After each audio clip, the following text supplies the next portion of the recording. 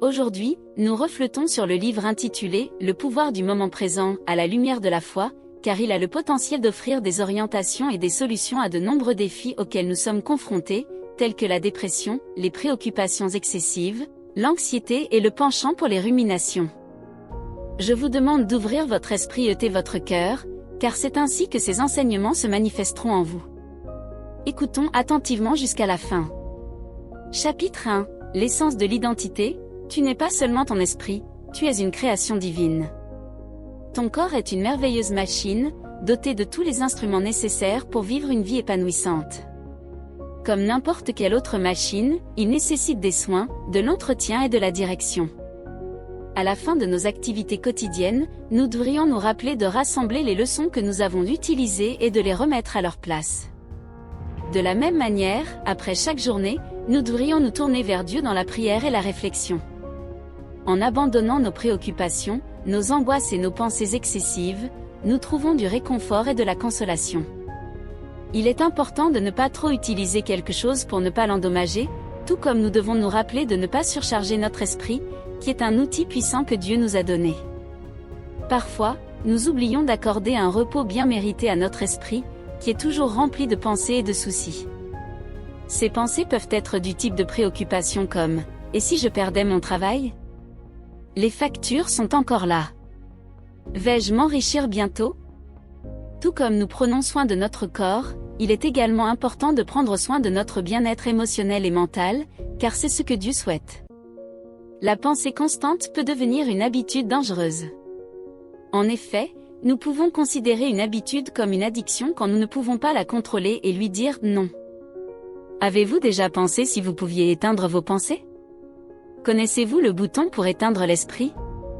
Si cette possibilité n'existe pas pour vous, vous pourriez être piégé dans une addiction qui nuit à votre vie. Et quand je dis cela, ce n'est pas seulement une métaphore, mais quelque chose qui a de réelles conséquences. Imaginez rencontrer quelqu'un parlant tout seul à voix haute dans la rue, et au lieu de prononcer des mots aléatoires, la personne dit « S'il vous plaît, guide-moi, Seigneur ». Cela nous montre que rechercher la guidance divine peut être une façon de faire face à cette addiction de pensée constante. Reconnaître que nous avons besoin de l'aide de Dieu pour éteindre les pensées excessives peut être la première étape pour trouver la paix et le soulagement pour l'esprit agité. L'auteur nous guide pour nous libérer de l'excès de pensée et de réflexion en nous concentrant sur le présent, sur l'instant actuel et sur tout ce que nous avons. Cela peut être pratiqué en effectuant des tâches simples, comme se laver les mains. Nous devrions observer comment l'eau tombe sur nos mains, ressentir le parfum du savon, écouter le son de l'eau et sentir la texture de la serviette. Au début, nous pourrions le faire pendant une courte période, mais bientôt notre esprit apportera des pensées sur le passé et le futur. Lorsque cela se produit, nous devrions observer notre esprit sans jugement ni colère, comme si nous observions une autre personne. L'auteur appelle ce processus « observer le penseur ». Grâce à cette pratique, nous réaliserons que notre esprit et nous sommes des entités distinctes. En étant plus présents, nous comprendrons les astuces que l'esprit utilise pour nous distraire.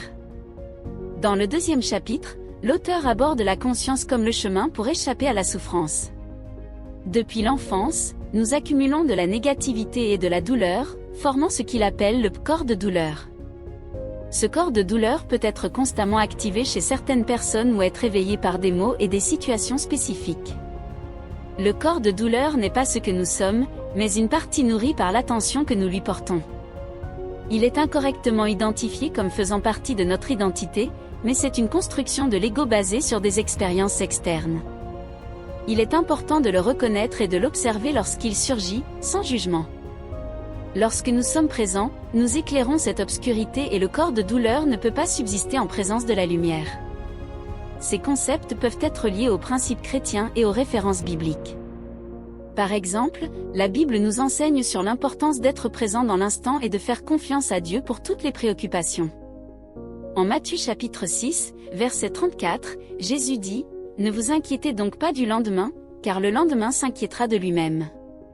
À chaque jour suffit sa peine. » On nous encourage également à observer nos pensées et nos actions, comme dans 2 Corinthiens chapitre 10, verset 5, nous renversons les raisonnements et toute hauteur qui s'élève contre la connaissance de Dieu, et nous amenons toute pensée captive à l'obéissance de Christ.